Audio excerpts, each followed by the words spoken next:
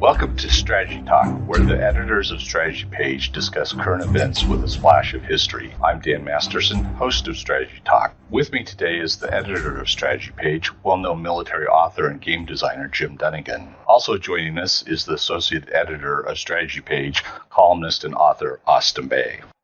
Welcome, Austin and Jim. Thought it'd be a good time to talk about how the Ukraine war is affecting other nations out there. Jim, what do you see? Well, actually, I'm working on a piece that'll run on the 4th about this, the global war disruptions. First of all, Russia was surprised and, how should I put it, humiliated, and that has ramifications. But there's also, severe economic repercussions. We've already discussed the food problem. So much of the world exportable, grains, especially wheat, comes from Russia and Ukraine. And of course, with the sanctions, it's going to be hard to get that out. Now, some countries are more affected than by others. I mean, the countries that depend the most on imported food, grain, are in the Middle East. So we could expect to see we're already seeing some, side effects there. The price of bread is going up in countries that cannot afford to have higher bread prices. Afghanistan is already having problems, and they're going to have it worse if they try and buy food. Nobody wants to really donate too much to them. And nobody's going to have enough, really to spare for the new Taliban government. The other problem is that the Russians basically showed that their military is a paper tiger. Now, this hurts them on several levels. They're major arms exporters, and a lot of their customers are saying, not again, because this is what happened at the end of the Cold War. The Russians said, we're reforming, we're going to fix things, but it really hasn't had a major test until now, and they failed. And they're probably already feeling, pushback from their normal export customers for weapons because of the economic sanctions, which are making it difficult to pay for it. Now, Russia really did not expect the enormous, pushback from Western Europe, which, granted, they supply a lot of oil and natural gas to Western Europe, and they're already threatening to cut off, Bulgaria and Poland, unless they're paid in rubles. And the rubles, that's it. They put the ruble on the gold standard, and we explain that scam in Strategy Page. But anyway, Poland and Bulgaria are basically saying no. So that's another big disappointment. The problem is that Russia is losing a lot of its export customers. And if it gets them back, assuming, they pull out of Ukraine, which is iffy, that's another problem, they're going to find that their place has been taken. The Europeans, in the 1990s, they thought, hey, we can trust the Russians. Then the Russians said, hey, it's like the scorpion and the frog. We wouldn't, use it as a weapon against you. We'd only be hurting ourselves. Well, the scorpion did what the scorpion does. And now they're hurting. The Europeans are scrambling like crazy to get, liquid fuel. What do you call it? The liquefied natural gas imports to reactivate their nuclear power programs, and they're not going to make the same mistake again. So Russia is basically hurting itself a long time. Now, they also export a lot of other essential, minerals like titanium. But the United States, I think Raytheon is one of their major customers, said, nope, we got to cut you off. We'll find another way. So I imagine the world price for titanium is going through the roof. But, Russians didn't expect the Western powers, their Western customers, to be willing to pay that price. Well, not only are they doing that, but the Russians are paying an even higher price because they became dependent upon the West, especially Western Europe, for a lot of, how should I put it, component imports. And as we've already pointed out, they can no longer manufacture new tanks and a lot of other, high, technical equipment because they can't get the parts from their normal suppliers. Now, they ran into that problem after 2014 when the Ukrainians started cutting them off. And they said, oh, that's right, we'll build it themselves. Well, they still haven't recovered from some of those problems. And that was, 8 years ago. So the new problems they're having are going to make it even more difficult for them to go back to the old self-sufficient, Soviet days. Well, the Soviets weren't entirely self-sufficient. They had trashed their agricultural system so badly they were dependent upon food imports from the West. So the Russians can still eat bread, but they can't fix their cars or their aircraft or any number of other items where they're going to have a very difficult time moving production back into Mother Russia. The Russian government, is trying to shift the blame to the unreliable foreigners. But again, in this day of this age of the internet, where the Russians, unlike the Soviets, didn't have a near total lockdown on the news that Russians got. For those who are curious, they're finding out. And of course, as more parents, look for their sons who were, in the Army or in the Navy, on board. That's another disaster. The cruiser Moskva. Actually, it's a destroyer. But anyway, they're disputing the number of people who are actually on it. Moskva, being a headquarters ship, can hold as many as 680 people.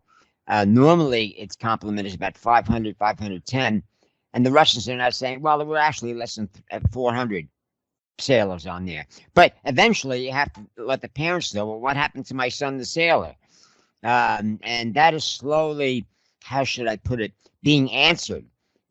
My son died in Ukraine, and the government isn't telling me. Now, it's against the law in Russia to even mention that openly.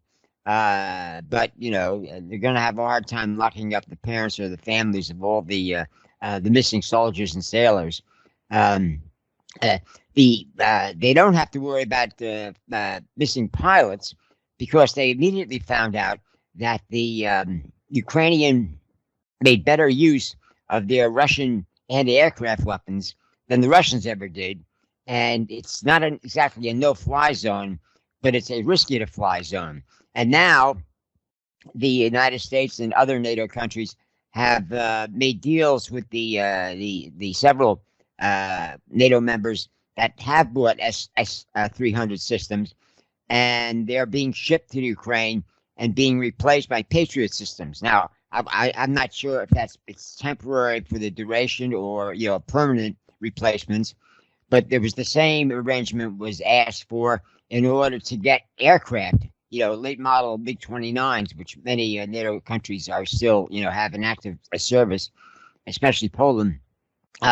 They were willing to give them up, but they said, look, United States or whomever, give us a replacement because, we have to worry about the Russians attacking us.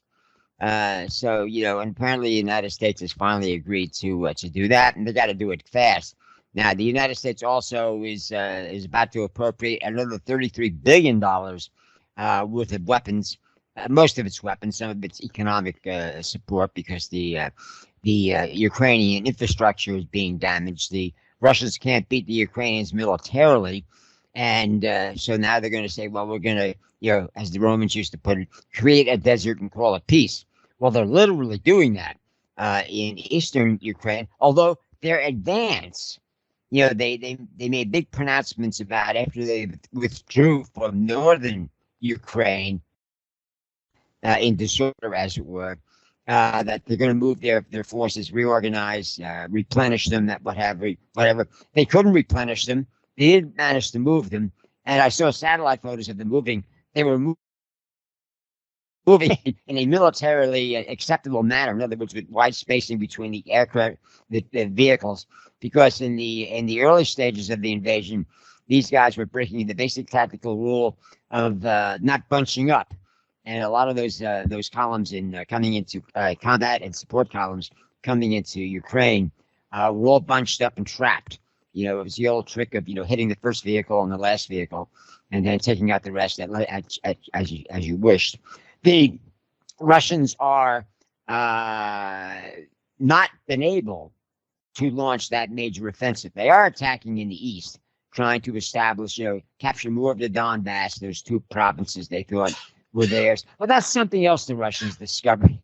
This is not necessarily, earth-shaking news, for the world.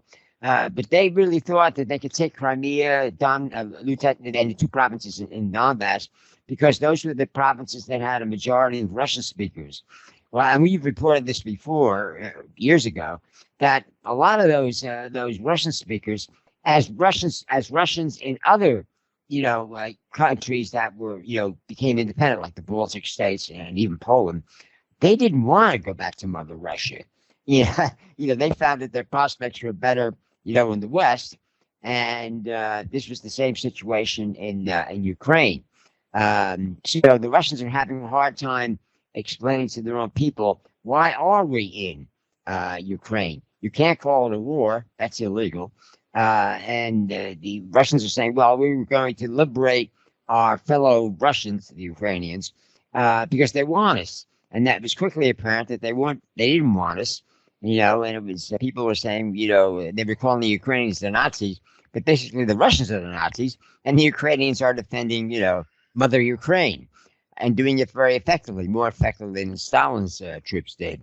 So it's the world turned upside down, and worldwide, customers for Russian, exports are scrambling to find new sources. New sources are out there, but they're expensive. Another problem for Russia is China. China is taking advantage of this. Technically, they're an ally, but the Russians forget that the Chinese do not have allies.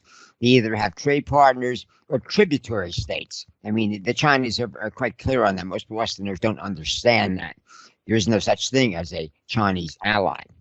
And the Chinese now realize that the Russians are even less well prepared to protect the disputed territories in the Russian Far East along the Pacific coast.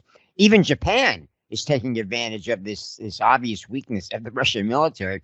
They've had a long-standing, well, since World War II, dispute over who owns 4 of the Kuril Islands, which are between Russia and Japan. The Russians occupied them at the end of the war. They were supposed to give them back, and they said, "Nah, I think we'll keep them." Well, now the Japanese are saying, "Well, maybe we'll take them back," and the Russians are, well, they're not really doing much of anything because they're preoccupied in Ukraine.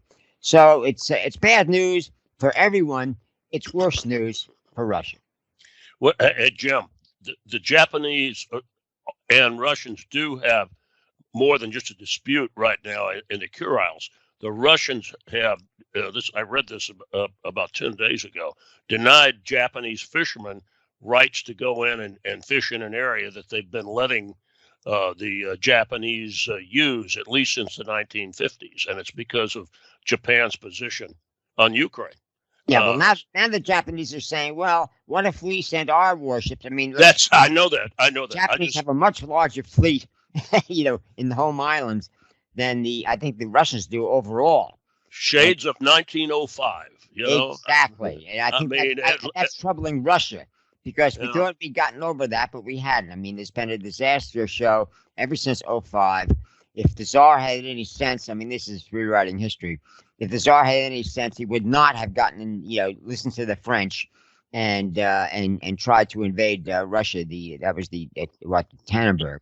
And it was one disaster after another. Communists came along.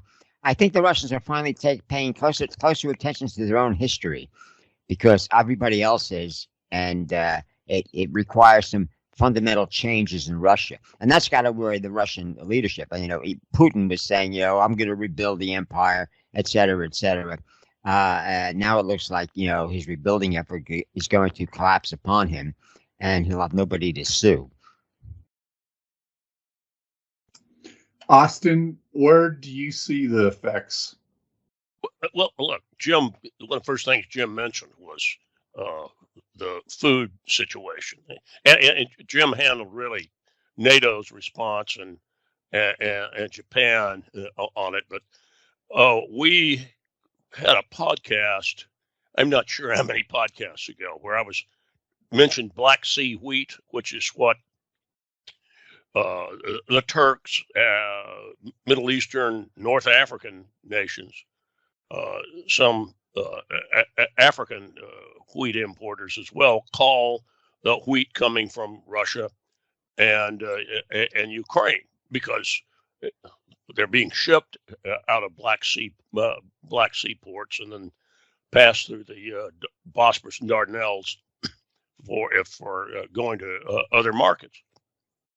And Turkey, I know that we had this in a Turkey update, has been even before the war started, but definitely after the war started, and I think that's when the update, the date on this particular update, was scrambling to find tens of millions of tons of wheat, and it's they weren't getting it, but they expect to get it from Russia and Ukraine. In fact, Ukraine's one of Turkey's larger bilateral trade partners, and a lot of that it's not only built on turbine engines, Ukrainian turbine engines and Turkish drones. It's Ukraine exporting wheat, and those effects are felt. That food effect, I didn't know until I knew that a lot of the fresh bread baked in a number of Arab countries used wheat coming from Russia and Ukraine. I just didn't know how much, and it's there. Other countries in the region, Jordan, Saudi Arabia, Kuwait, Egypt. And Egypt itself is a thriving agricultural exporter, but they're into cotton and other crops, and of course, but they grow their own grains as well. But to make up for a deficit, the Egyptians import grain, and they typically import it from Ukraine and Russia. You go down Africa's east coast, same story. I found it intriguing that what I knew was only about 12%. What I recognized as a problem, and only understood it about 12% in when you started looking at the amount of wheat being imported by these countries, and that was I found that in a PDF that had talked about Turkey's importing wheat from Ukraine and Russia. So that's a big effect, Dan. Ukraine's cut off, Russia's sanctioned, Russian commercial ships can still move through the Turkish Straits. Its warships can, but the Turks can also cut it off to Russian commercial shipping if they feel that it is a quote unquote threat. And I thought this is completely, it was a stray thought, is that if the Russians were shipping grain out to another importing nation, why couldn't the Turks just stop it there and hold it? Saying because they'd had assuming that they'd had contracted for wheat themselves, and it was just a thought that they could take their share as it goes through the Turkish Straits, which being shipped on a huge cargo carrier, that's the only way out of the Black Sea. Sweden and Finland, 2014 in Crimea shook them up, and suddenly you saw. Actually, to be fair to the Finns, it wasn't all that sudden because been a number of Finns. They're with the end of the Cold War, they know who their friends are, and their friends are fellow Scandinavians and Western Europe. Russia is not Finland's friend. But Sweden had, we know, a very active left-wing socialist government and a huge, quote-unquote, peace group. That's the only way to describe it. Segment of the voting adults that we're neutral. We'll stay neutral. But that shifted sharply with the invasion of Crimea and its annexation. And in the last 8 years, we've reached a point where Sweden has, according to polls, somewhere between 55, 60% of voters support joining NATO. And major parties have that once opposed a NATO alliance are in the process of that. They're talking openly about it because what are our choices? You see what a Russian dictator will do, and I covered this in 3 or 4 things I wrote in 2015 about Russian bluffed attacks on islands and facilities in the Baltic area and in the north. And I mean north. I'm talking about the Barents Sea area and northern Norway. The Nordics take this absolutely seriously, and at some point, when does the exercise turn into a real attack? Well, even in 2015, there was some thought Norway's in NATO; they're not going to hit Norway, but Sweden and Finland aren't. That's part of the change that you see, public change now in Sweden. Now, also Jim talked about other things that within NATO. I think the obvious conclusion is that NATO realizes it still has a mission, and it's the most valuable military political club on the planet to be in.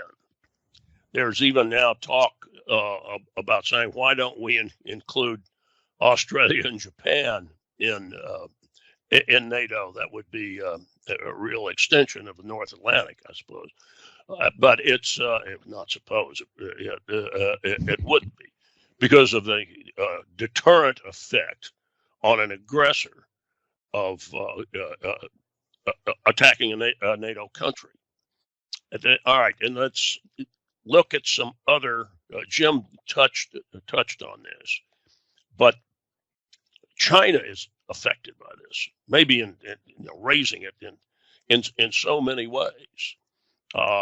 If Russia had pulled off its blitzkrieg and just rolled Ukraine, the Chinese, I believe, would have gotten the message: let's go after Taiwan, because the Chinese got a lot more aggressive in the South China Sea after March 2014, when Putin annexed Crimea.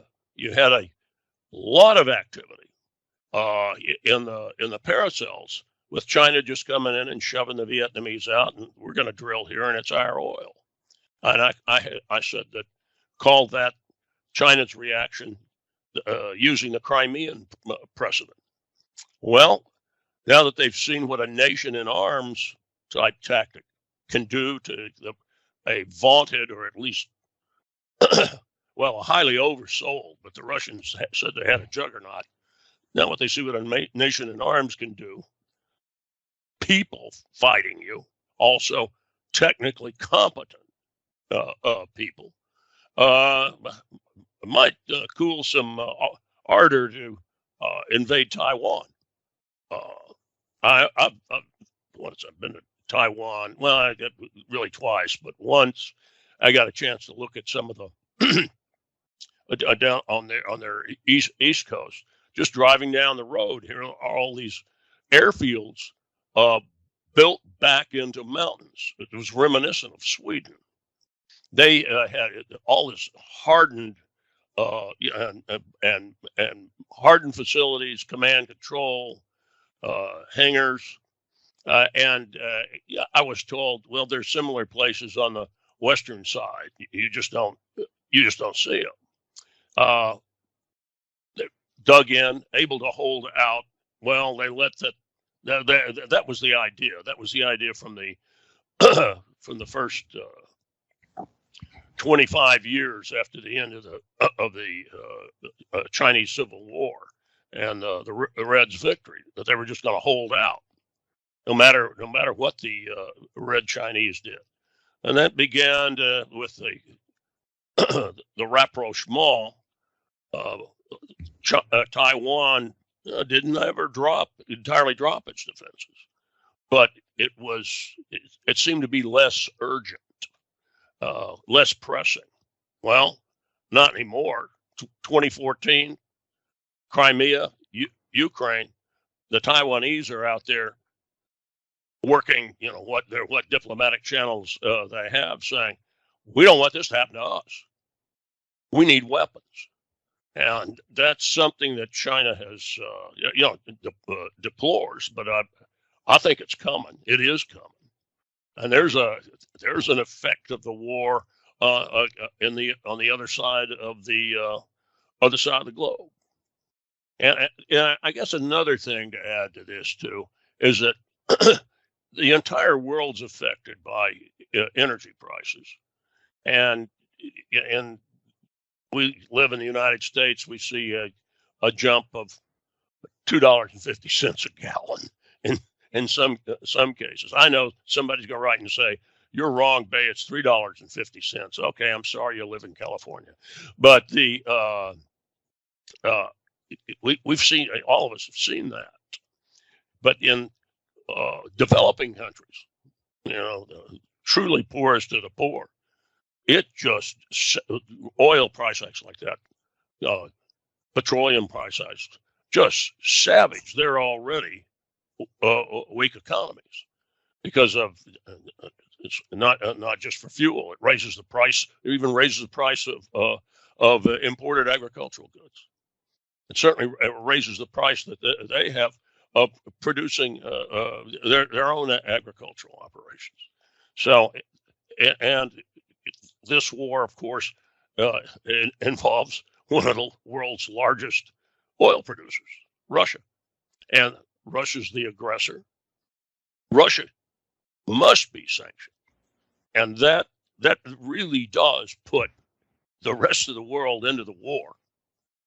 I'm angry because I don't get my Russian gas and oil. That's one take on it. Or, I'm just going to have to put up with it because what a Putin-led Russia is doing is evil, and we've got to stop it. The Russians have to lose, and once they lose, well, they can start selling us gas again.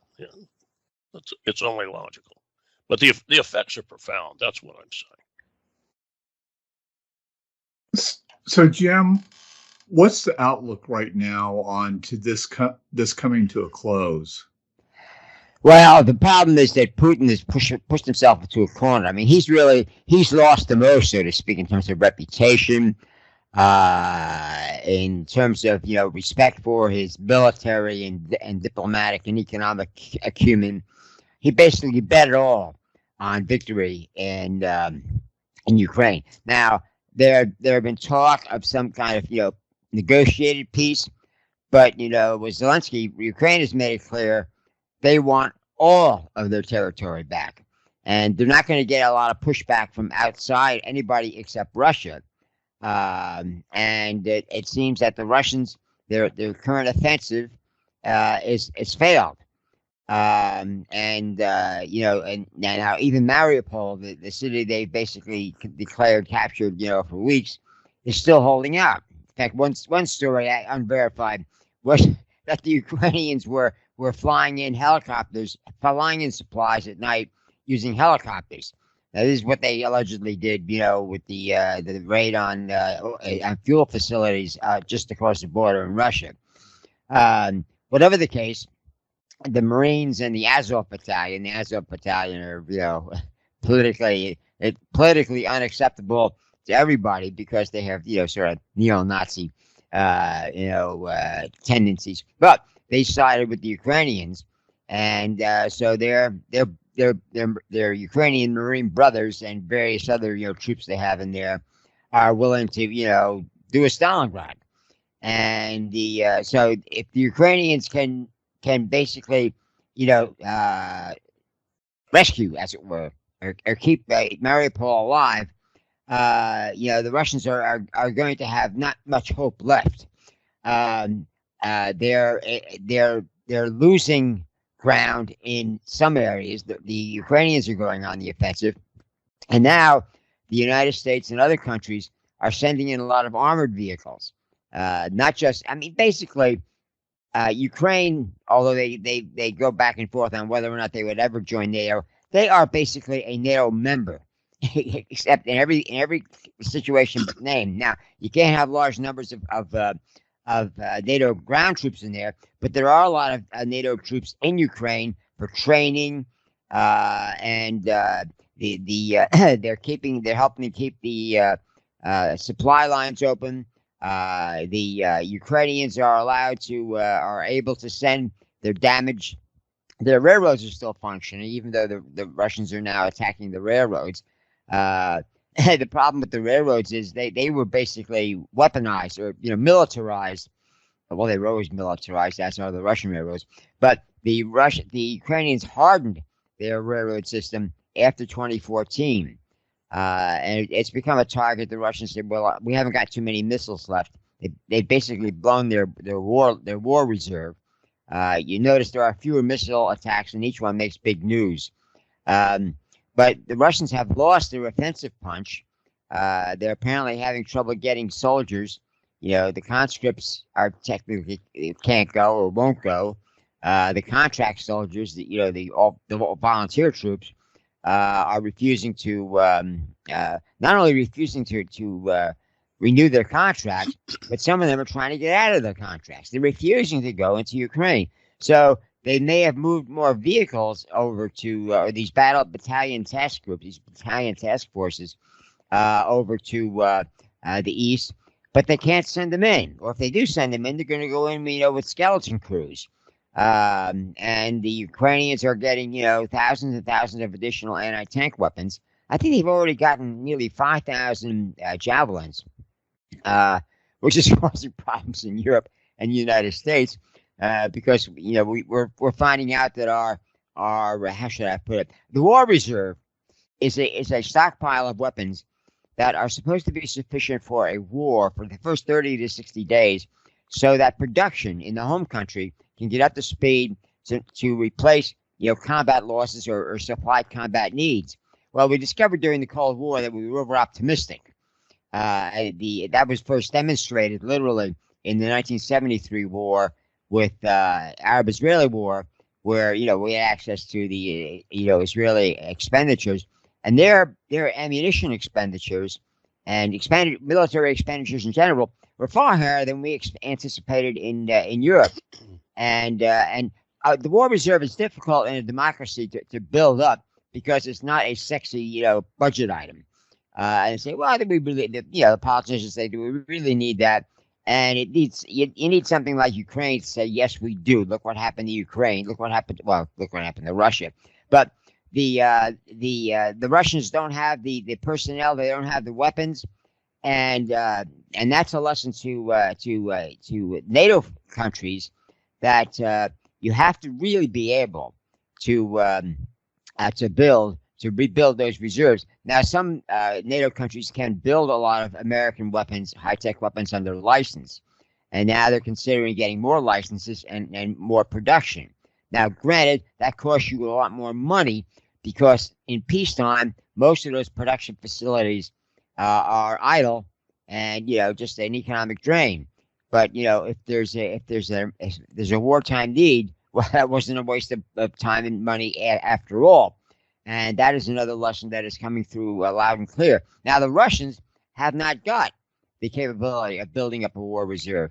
We found that out when they went into Syria and even Libya, that they had designed smart bombs and what have you, but they could not afford to build many of them. So they basically had to do the best they could, with dumb bombs, which you can do a lot more with dumb bombs now because the guidance systems, the fire control systems on aircrafts, even the United States, you can deliver them pretty accurately at area targets. And that worked perfectly in Syria, where the Russians are mostly bombing civilians. But they can't even use their air power in Ukraine because the airspace is contested. And they don't want to be further embarrassed by losing a lot of their precious aircraft, which they also can't replace because of the part shortage. So the lessons learned are that if you cannot overcome an enemy, technical advantage, or even sustain your own, technology, as inferior as it might be, you are in big trouble. And that brings up the question of what was Putin thinking?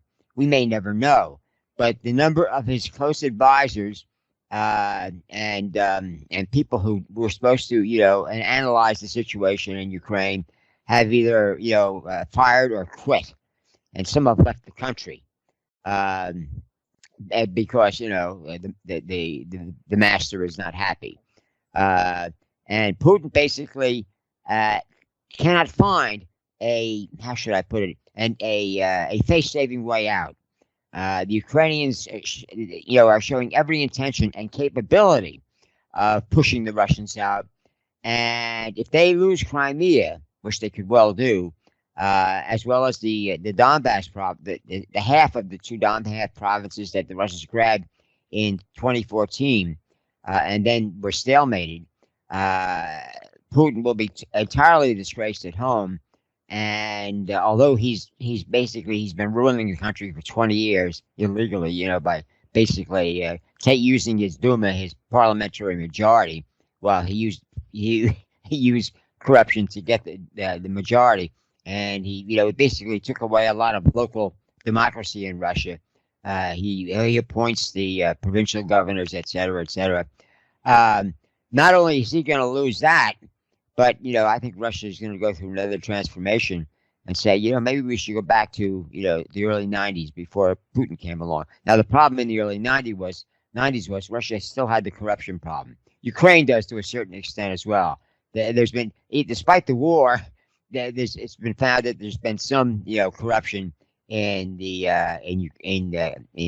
Ukrainian military procurement and use, but not nearly as bad as in Russia. And unlike in Russia, the Ukrainian kleptocrats, if they get found out, they get arrested, they get jailed. That just doesn't happen in Russia. If you get out of line in Russia, one of the oligarchs, you just lose everything and go to jail. They did that to one or two of the oligarchs, and the rest stayed in line. But now they're worried because their overseas assets, not just yachts, but their tremendous investments, including cash deposits overseas, have been frozen, and so they're taking a major hit. And they don't dare strike back because Putin can still have them rounded up and killed or whatever. But basically, Russia is never going to be the same. He didn't capture Ukraine. He's on the way to losing it, given that the Ukrainians are receiving better and better weapons, including a lot of Western stuff. I don't know. They're getting the T-72s, and they're getting Western APCs. I don't know if they're actually going to. I think Zelensky asked for M1s or Leopards, and I think that's still being debated. But what the heck? They've already got so many NATO weapons in there that were not in there before 2022. I mean, the NATO was already shipping in a lot of weapons to Ukraine before the invasion, and they basically drew the line on the high ticket items, like the modern tanks and what have you. Fortunately, Ukraine is a major arms manufacturer. It always was during the Soviet years, and they kept doing that. I mean, they were stuck with the largest stockpile of Cold War surplus, and they've been refurbishing and selling that off, for years. They kept a lot of the good stuff, and they've updated it. And like I say, when the Russians bombed or missiled, as it were, some of the plants that did that, NATO said, "Hey, just get them on your still functioning railroad, ship them to us." And for all I know, they've shipped the Ukrainian engineers and some of the equipment to Poland and what have you, and said, "You can do it here. You can take it. You can move it back after you've beaten the Russians." So everybody in NATO considers Ukraine one of them, because they all realize that if they don't stop the Russians in Ukraine, they're next. Especially the Baltic states, Poland, Slovakia, and Romania.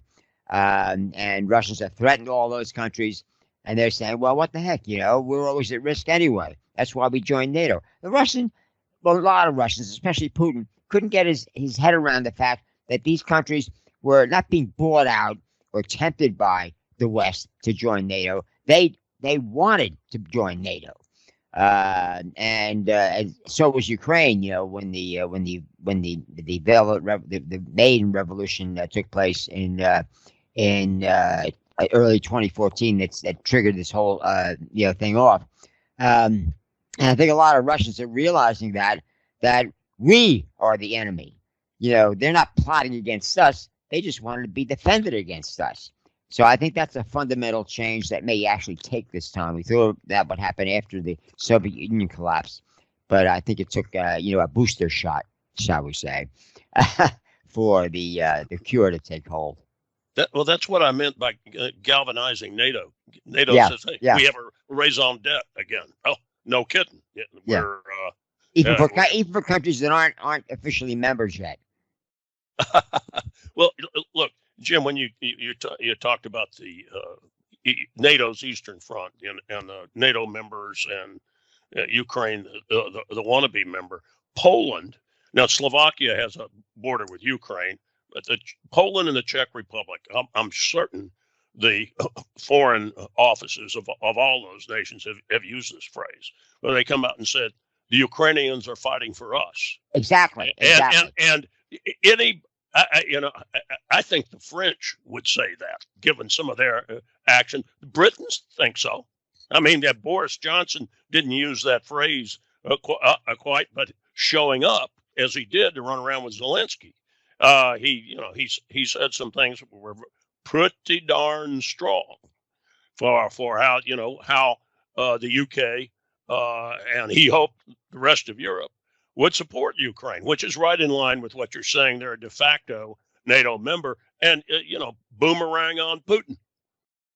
Boomerang. It's certain things. Maybe make a deal of neutralizing Ukraine, and you and I sort of touched on this in maybe 2 or 3 podcasts ago. A possible deal, and Zelensky's already put it on the table. We'll be neutral, just like Austria, and we get our land back, and the war's over. Then we talk about destruction and the like, but the shooting's over. We got to cease fire or whatever. It's the war's probably, I say probably, moved past that as a solution. And Mariupol figures into any off ramp for Putin, and the fact it continues to hold out is like having that's not a thorn. It's like a steel stake stuck in the side of Putin, because when Mariupol's there, he doesn't have the uncontested land bridge to Crimea, and that if he gets that, and I pointed this out, I think in one of the first podcasts we did after February 24th, that's going to be key. He's going to go after that, because that's a minimum that he wants, coming out of Russia through the Donbass and down to Crimea. But then, Jim, you compared it to Stalingrad, which looking at the place, perfect comparison.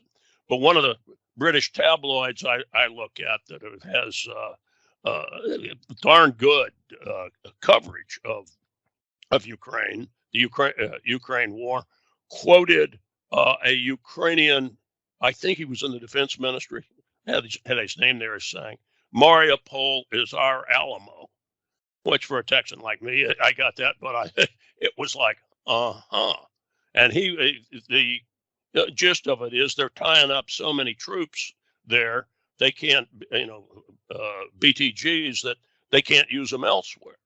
And this was when there were still Russian forces trying to contest Kiev and Kharkiv before the withdrawal. I don't know how many BTGs they were in Mariupol, but it was certainly more than Ukrainian troops still holding out at that huge steel factory. So rather amazing that they're still there. 4,000, I think 3,000 or 4,000 Marines who were not able to get into the bunkers or ran out of ammo and food did surrender. I haven't gotten an accurate number on that, but that they did surrender, and the Russians took them prisoner. But there's still, you said it's the Azov Battalion. Sometimes it's called the Azov Brigade, and there are still some Marines that are holding out in that huge tunnel system underneath the steel plant. So it's has strategic political implications. That's the way to word it. Well, that's a good place to wrap it up. I'm sure we'll be talking about this again in 2 weeks, as it does not look like it's coming to an end. We'll talk to you gentlemen next time. Bye, See you Dan. then.